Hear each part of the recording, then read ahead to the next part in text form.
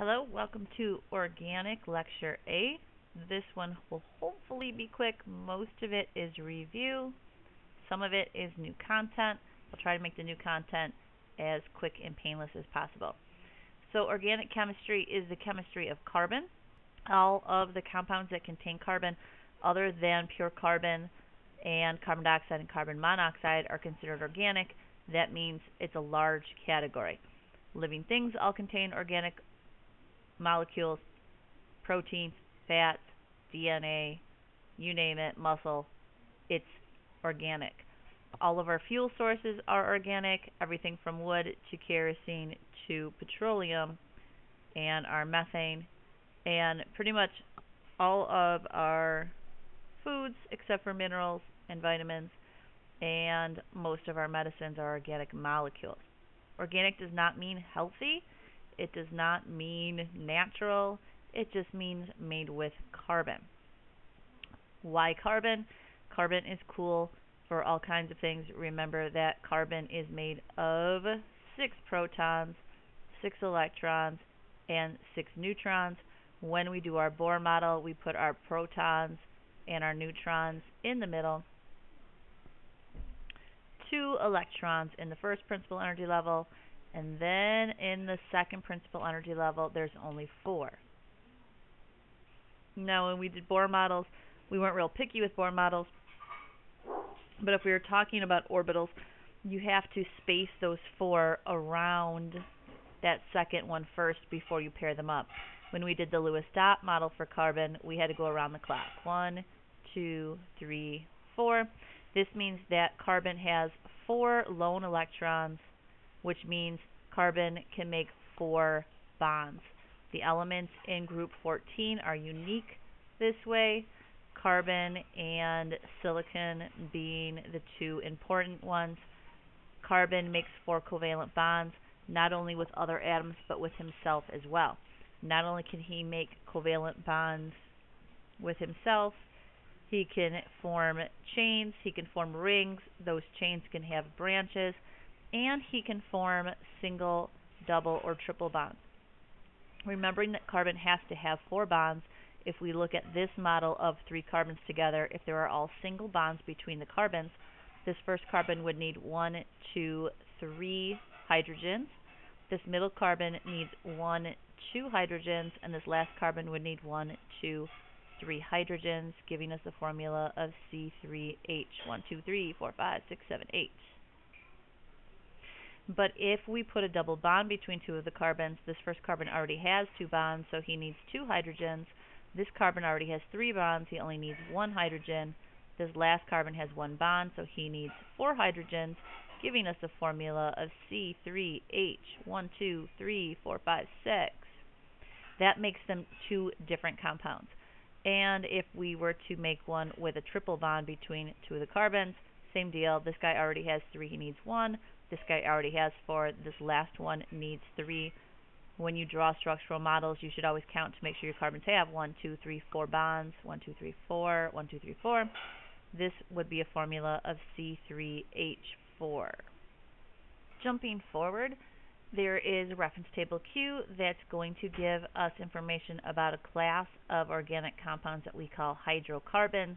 Hydro for hydrogen, carbon for carbons. So these are classes of molecules that are made of only carbons and hydrogens together.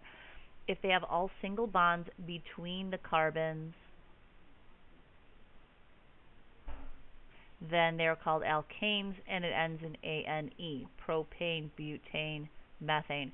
If there are 1 double bond between carbons,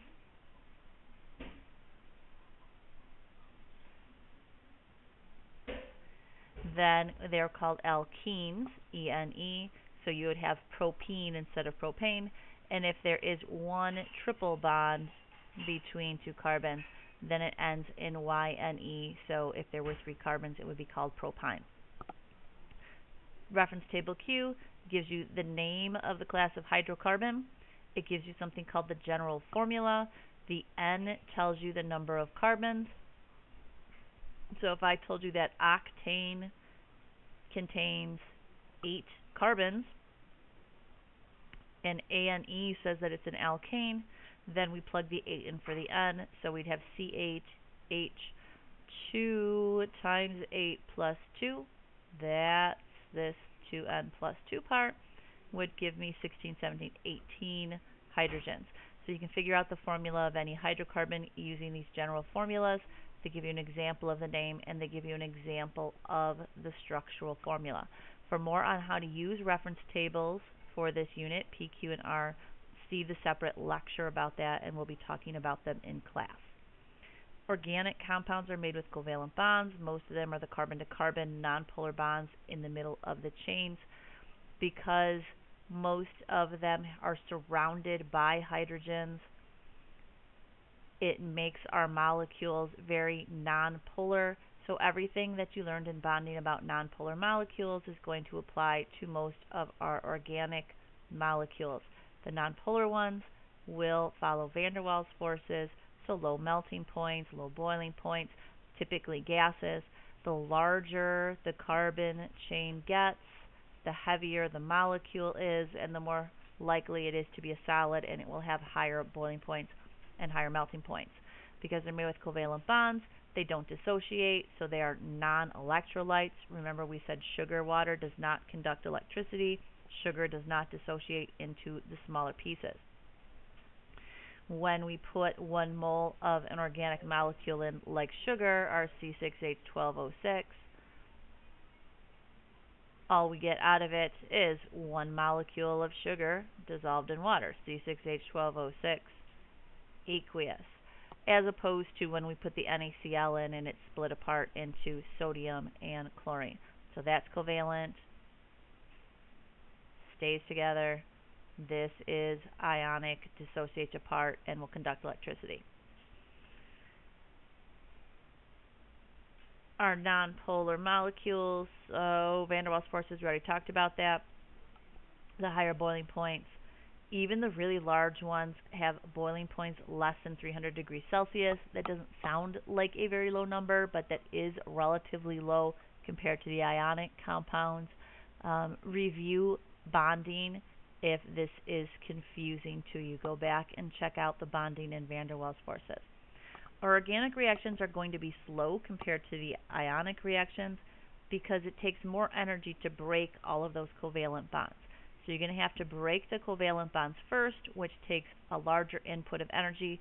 That gives them very high activation energies. If you don't remember what an activation energy is, then check out the kinetic and equilibrium unit.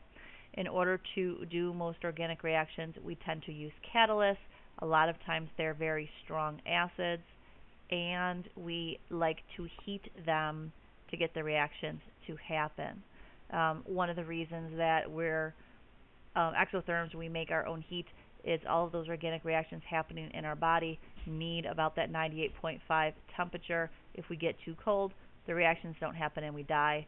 Reptiles are able to withstand the colder temperatures, but they slow their metabolism down. They just don't do digestion. When they need to digest the food and have those reactions happen, they have to move someplace warmer. If you put them someplace too cold, they hibernate. Organic reactions need warmer temperatures to happen. Jumping ahead once more, this is new information. This is isomers. Now, this is not isotopes. This is isomers. This means something different. Iso still means the same. Mer means name. So these are going to be compounds that have the same molecular formula, but they have different structures. So they're going to be similar, but not exactly the same. Butane, the prefix but means 4 carbons. 1, 2, 3, 4. The A and E ending tells me they're all single bonds between the carbons, so single, single, single. We're all set. Now we just add the hydrogens around. 1, 2, 3. 1, 2, 1, 2, 1, 2, 3. Check to make sure each carbon has 4 bonds, and my formula is C4H. 1, 2, 3, 4, 5, 6, 7, 8, 9, 10. That's butane, straight chain butane. Molecular formula C4H10. There's an isomer called 2-methylpropane. So if we split this name and we look at it, prop means 3 carbons, A and E, all single bonds between those 3 carbons. 1, 2, 3. Meth means 1 carbon The YL ending means that that's a branch. So we have a branch made of one carbon, and its location is on carbon number 2. So starting from the end of the chain, that's carbon 1, that's carbon 2, that's carbon 3. So on carbon 2, there is a branch containing one carbon. Now I put hydrogens around so everybody's happy. This guy has 1, he needs 1, 2, 3. This guy has 1, 2, 3 bonds already, he needs 1 hydrogen. This guy has 1 bond, he needs 1, 2, 3 hydrogens. And this guy has 1 bond, he needs 3 hydrogens, which gives me a molecular formula of C4, 1, 2, 3, 4, 5, 6, 7, 8, 9, 10 hydrogens. Same name, different structures. So they have these different names. These are IUPAC names so that you know when you look at a formula which of these two you have, because they will have different properties. And there will be a lecture in between lecture B and C about naming organic molecules, and I will teach you how to do this method. So look for that one online.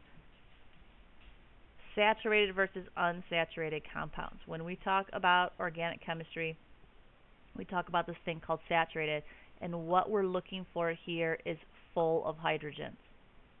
When it's saturated, it is full of hydrogens. It contains the most hydrogens you possibly can have. The alkanes are saturated. The rest of them are unsaturated. So if I look at pentane, C5, 1, 2, 3, 4, 5, H12, 1, 2, 3, 4, 5, 6, 7, 8, 9, 10, 11, 12. Every carbon has 4 bonds. There is no place for me to put another hydrogen. It is full of as many hydrogens as you possibly can, therefore it is saturated. But if we look at something like ethene down here, so eth means 2 carbons, so it's C2. The general formula for an alkene is CnH2n.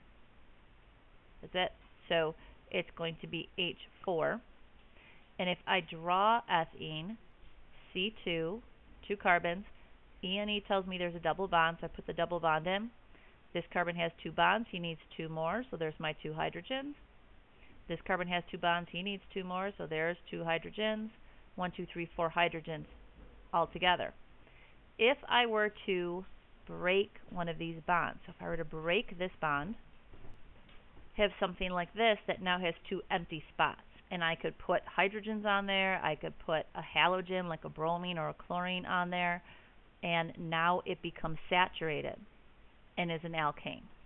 So let's look at the same thing with propyne over here. Prop means 3, so C3. The YNE ending tells me this has the general formula, CnH2n minus 2, because it's an alkyne. So 2 times 3 is 6, minus 2 is 4.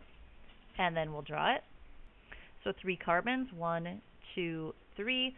The YNE ending tells me between 2 of these carbons there is a triple bond, so I'll put the triple bond in. This first carbon has 1, 2, 3 bonds. He needs 1 for the fourth. This middle carbon has 1, 2, 3, 4 bonds. He doesn't need any hydrogens. The last carbon has 1. He needs 1, 2, 3. And again, we can break some of these bonds. So if I were to break one of them, I'd end up with something like this. And then you see that this first carbon only had 1, 2, 3 bonds, so he needs a fourth. And the middle carbon was down to 1, 2, 3 bonds, so he needs a fourth. So we could add 2 more hydrogens. This is still unsaturated because we could theoretically break one more and end up with something like this.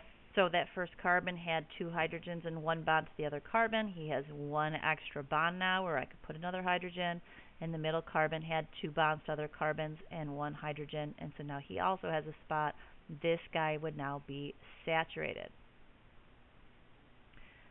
When it comes to fats and you're looking at your health foods and they're talking about saturated versus unsaturated oils, the unsaturated ones are healthier for you because there are reaction sites that the enzymes can fit in here and get into the molecule and break it apart into smaller pieces and use that carbon chain for building other things. When you have a saturated molecule, it's very hard for the enzymes to get in there. When we artificially make a saturated fat, those are the ones that we call trans fats. And those are the extra unhealthy ones for you. that's the end of Lecture A.